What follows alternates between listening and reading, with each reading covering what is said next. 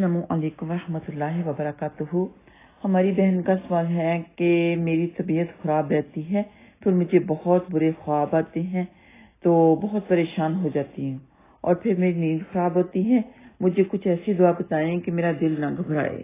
تو پہلی بات یہ کہ طبیعت خراب ہونے کی وجہ سے بھی دل کمزور ہوا ہوتا ہے اور برے خواب ہوتے ہیں، اور دوسرے یہ جب کوئی برا خواب آئے تو انسان کیا کرے کہ صحیح بخاری کی حدیث نمبر 5747 ہے کہ رسول اللہ صلی اللہ علیہ وسلم نے فرمایا کہ بے شک اچھا خواب اللہ کی طرف سے ہوتا ہے اور برا خواب جس میں گھبراہٹ ہو شیطان کی طرف سے ہوتا ہے۔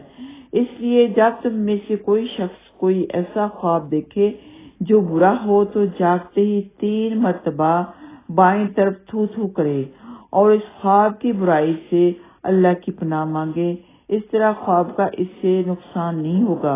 اور ابو سلمہ رضی اللہ تعالیٰ عنہ کہتے ہیں کہ بعض خواب مجھ پر پہاڑ سے بھی زیادہ بھاری ہوتا تھا۔ جب سے میں نے یہ حدیث سنی اور اس پر عمل کرنے لگا، اب مجھے کوئی پرواہ نہیں۔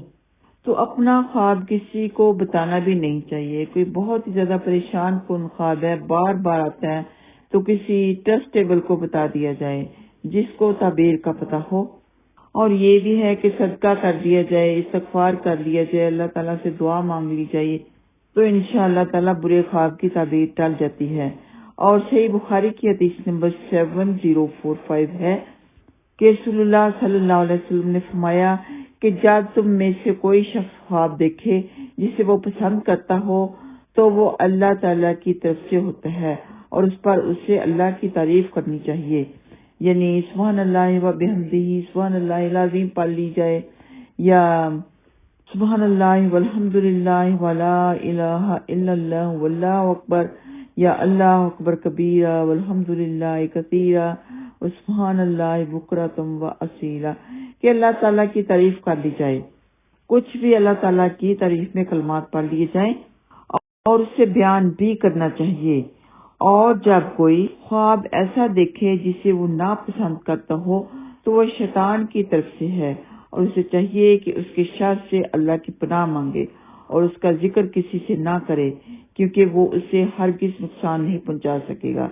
تو شر سے پناہ یعنی کہ آپ نے 3 دفعہ تھو تھو بائیں طرف کیا اور اعوذ باللہ من الشیطان الرجیم پڑھیں اور اپنی کروٹ کو بھی بدل لیں۔ اور خواب کے علاوہ اگر دن میں آپ کو گھبراہٹ محسوس ہوتی ہے تو آپ یہ دعا ضرور کیا کریں، اللہم استر عوراتنا و آمن روعاتنا، جس کا ترجمہ ہے اے اللہ ہماری پردے کی چیزوں پر پردہ ڈال دے اور ہمارے خوف کو امن عطا فرما۔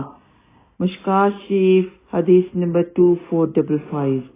اور پارہ نمبر 30 آیت نمبر 9 سورہ نبا میں اللہ تعالیٰ فرماتے ہیں وَجَعَلْنَا نَوْمَكُمْ سُبَاتًا، اور ہم نے تمہاری نیند کو آرام کا سبب بنایا۔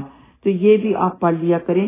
یہ حدیث سے تو نہیں ثابت، لیکن قرآن پاک کی ہر آیت کیونکہ ہمارے لیے باعث شفا ہے، ہماری پریشانی کا حل ہے، ہماری بے چینی کے وقت قرآن پاک ہمارے لیے سکون ہوتا ہے، تو اس لیے ہم یہ آیت اپنے سکون کے لیے، اپنے آرام کے لیے پڑھ سکتے ہیں۔ وَجَعَلْنَا نَوْمَكُمْ سُبَاتًا، بہت ہی پیاری آیت ہے کہ ہم نے تمہاری نیند کو آرام کا سبب بنایا۔ تو اس کے علاوہ گوگل سے اور دعائیں بھی بہت سی آپ کو ملیں گی جو کہ برا خواب آئے تو اس وقت پڑھی جاتی ہیں، لیکن وہ اتھینٹک احادیث سے ثابت نہیں ہے۔ اتھینٹک احادیث سے یہی ثابت ہے کہ اعوذ باللہ من الشیطان الرجیم پڑھا جائے۔ تو آپ کو اگر کوئی برا خواب آیا ہے تو وہ کسی کو نہیں بتانا، اور جیسے کہ میں نے آپ کو حدیث بتائی کہ بائیں طرف 3 دفعہ تھو تھو کرنا ہے اور اللہ کی پناہ مانگنی ہے، اعوذ باللہ من الشیطان الرجیم پڑھنا ہے۔ اچھا خواب آئے تو کسی خاص انسان کو صرف ایک کو بتا دینا چاہیے، ہر ایک کو نہیں بتانا چاہیے۔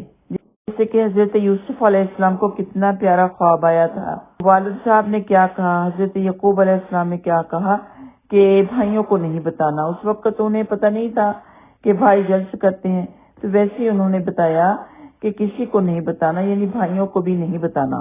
اور حدیث بھی میں نے آپ لوگوں کو بتائی ہے کہ کسی کو اپنا اچھا یا برا خواب نہیں بتانا چاہیے.